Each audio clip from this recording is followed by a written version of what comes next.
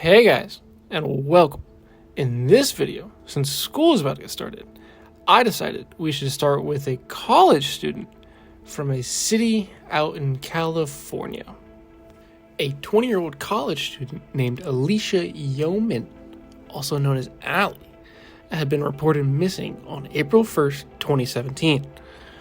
Allie's parents had reported her missing after she had not shown up to work for 2 days straight. Allie was working 2 different jobs at Starbucks and McDonald's in the area of her home in Gridley. Allie was last seen on March 30th leaving a friend's house, also known as Michael Lizarraga. Michael had stated to local reporters she had shown up at his house wanting advice on a new boy she had. Michael knew who Allie was because she was in a talking stage with his nephew. Allie and Michael met at a pool party at Michael's house and had continued to keep in touch over Snapchat. Once Allie had gotten to the house the night she went missing, Michael had offered if she wanted to come to dinner with him.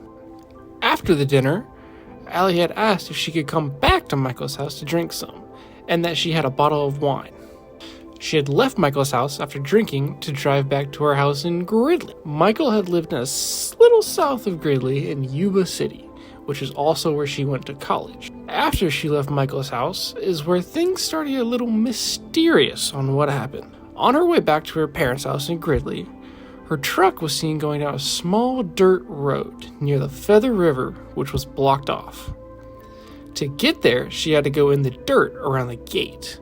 This was the last time any camera had caught her truck. Once her parents had reported that she was missing, police started to work with her phone provider to try to locate her phone.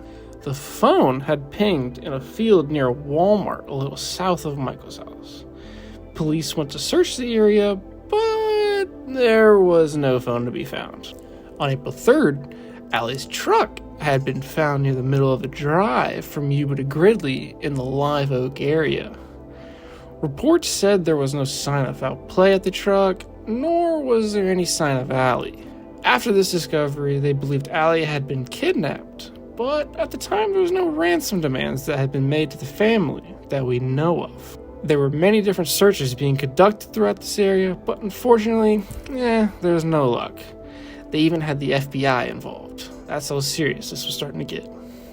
It wasn't over until a month later, on May 7th, where a fisherman had spotted the body in the Feather River, which was near where the truck and phone had been found.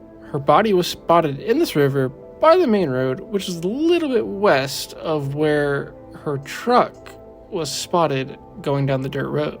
Since this body was found in the river, it would have been harder to find any physical evidence which could lead to a more concrete suspect or what happened because of the water just washing anything possibly off. The identity of the body had come back to the missing Alycia Yoeman.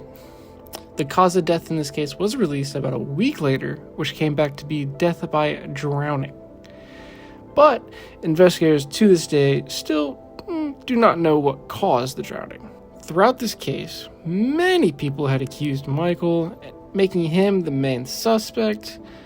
That would make sense because he was the last person to see him, but with how little physical evidence has been found in the case, makes it hard to convict anyone of anything.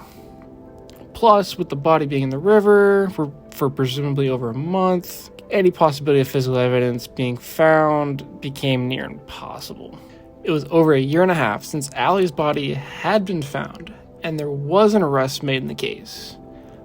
But not for what you would think. You might have thought they arrested Michael because they found something, or just on circumstantial evidence, but it was for extortion.